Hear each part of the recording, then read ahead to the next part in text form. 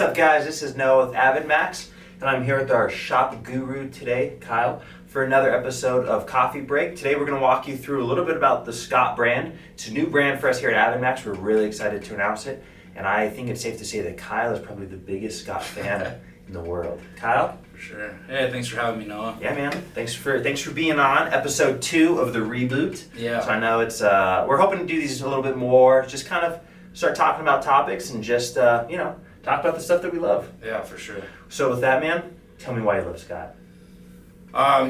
Just Scott, man. Scott. What's there to say? Definitely a huge fan. You know, been fishing these rods now for about 3 years. I gotta cut you off. You're good. So Kyle got these rods full priced. I gotta say that too. That says a lot. The fact that while working in industry, you still wanted to buy these rods outright because you saw the value in them too, right? Yeah, for sure. I was introduced to Scott by a buddy of mine. Went out and casted them and absolutely fell in love with the rods.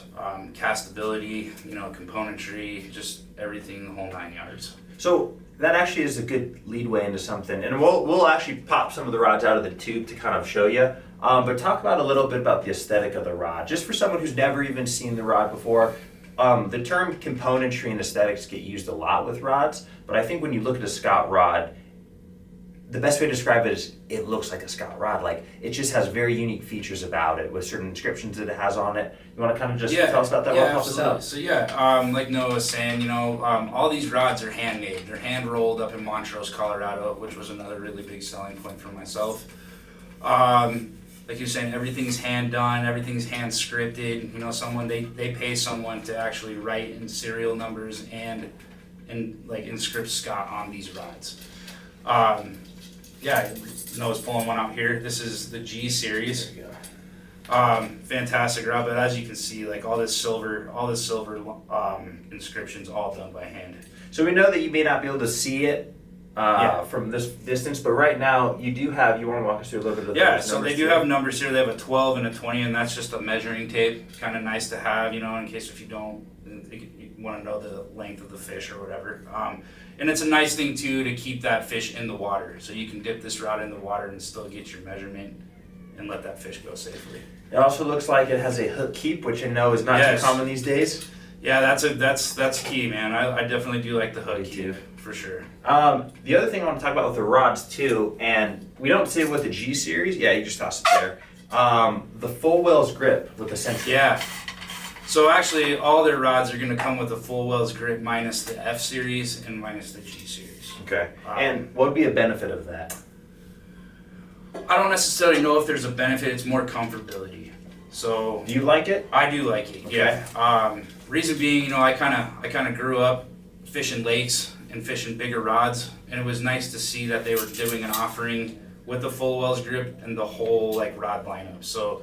All the way down to the 4-weight, all the way up to the 7s are all gonna have a full Wells grip. And I have mixed feelings with that. I've always fished, smaller rods. I like lighter tackle. So I have never experienced much. He's the dry flag guru. That's right. That is right.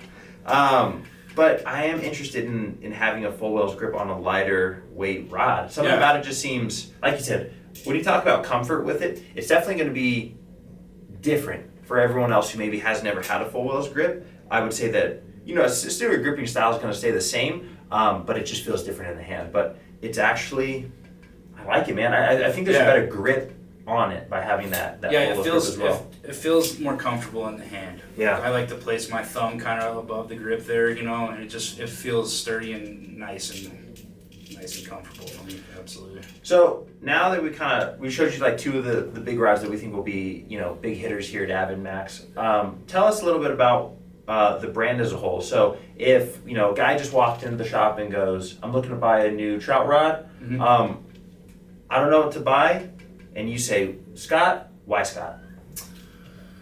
Well, first and foremost, I'm a big fan of the aesthetics of this rod. It's a beautiful rod, you know what I mean? One nice thing that they do here too is they don't sand these blanks down. So you're gonna see there's a ribbing kind of on these rods. That's key Scott. I mean, you're not gonna see that on any other rod but a Scott. They do a fantastic job with that. Like all your ferrules are nice.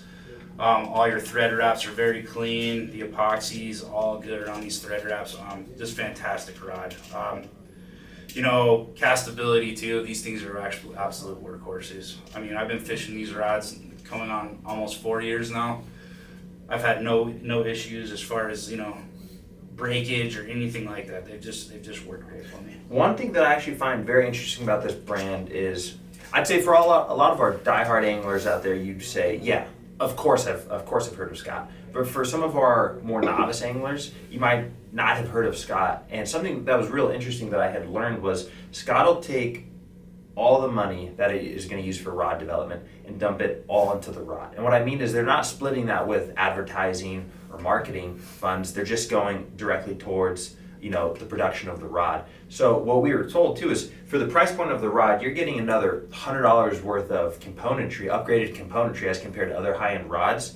Because Scott is just mainly focused on creating the best rod out there. Absolutely. And I mean, for me, I think that's cool because at the end of the day, if I'm going to spend near $1,000 or shy of $1,000 on a rod, I want to make sure that it has everything.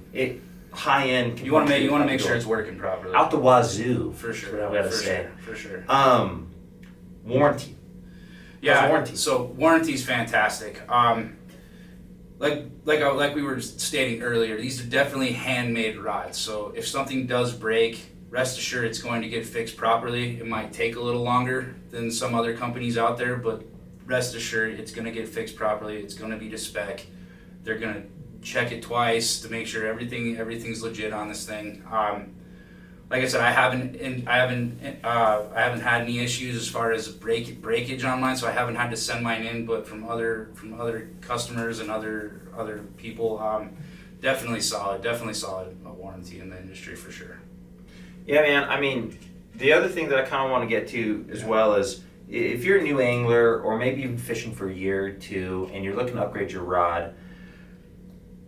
I think the question that I want to always ask is this a rod for me? And I think that I don't want to overstep by saying this, but I think that Scott has a rod for wherever you may be as an angler. Whether you're looking to do dry fly fishing, whether you're looking for an indicator rod for streamers, saltwater, spay, that glass series is sweet. Yeah, I mean, for sure. Anyone. So for those of you who might still be into fishing glass, which I do love my fair share of glass. Dude, it's so much fun here in Colorado, Montana, Wyoming, any of those places with glass, because that delicate presentation of a small dry fly is a ton of fun, and I think the F Series could be one of the best glass rods out on the market. Yeah, I would yeah, for sure. It unfortunately is, which I mean, it's a good thing to have, man, but Scott has a ton of power behind that name, and I think it goes without saying where without dumping money into advertising for their rods, it's all going, into the rod production. The fact that they built a huge name for themselves just shows, the product really speaks for itself. It does, yeah. So the other thing I want to mention with you, Kyle, too, is what lines work well for this? Because I know some high-end rods work specifically well with maybe only one type of line. Is that the case for Scott? Can we use our favorite lines with it? I've tested out a lot of lines on these rods over the time, and yes, I mean, find a line that's going to be suitable for your casting stroke. Definitely, with my 4-weight in the centric, I definitely like to fish like a lighter, delicate presentation line. So I kind of lean towards the Technical Trout by Rio. Just with my casting stroke, it definitely holds its own. As far as like big indicator stuff, you're going to be indicator fishing out of a boat with a longer rod. You want some of that line mass. Definitely, I would be going with like an MPX or like an Infinity or like a Rio Grande or Gold, for sure. And then for those fiberglass rods or any of the slower action G series rods too. Yeah, stick with your double tapers or your just trout tapers for sure. Yeah, man. I mean, the one thing that I like about Scott rods too is we've encountered that with some rods. It's hey, let's always stick to this type of line. But from the people that we've talked to with Scott, these rods are made to also help improve your casting stroke as well, to also help improve your casting, and they can accommodate a ton of different lines. Yeah, absolutely. To just kind of help for specific situations. My advice would definitely be don't be brand savvy with the line. Definitely, go check out. You heard it here. Go check out lines on these rods. cast them. We have plenty of lines here too that we have on demo reels that we can definitely, you know, find you a fit for sure. Just don't settle on one brand. I know there's a lot of dudes out there that like to do that, me included, but I've kind of gotten out of that and realized, you know, I want to really sit down and find out what line is actually suitable for this rod. Dude, I actually think you brought up a fantastic point that we could have a whole other coffee break just on this, but don't be too loyal to the fly line. I mean, it's going to hinder you in the long run because there are lines that you're like, man, Rio does a fantastic job with this. Man, SA does a fantastic job with this. Cortland does a great job with this. Airflow does a great job with this. And if you just limit yourself to one brand, you're not able to expand the variety of different lines out there.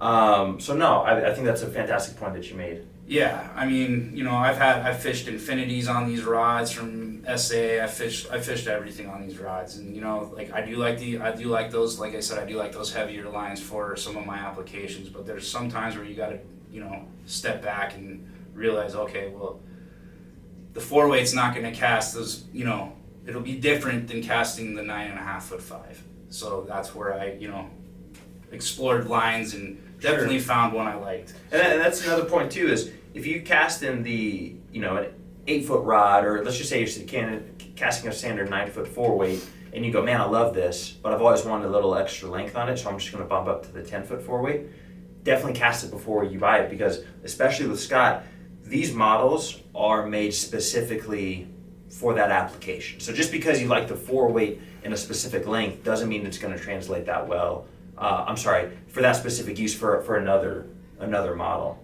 Would you agree with that? Yeah, I would agree. Yeah. 100%.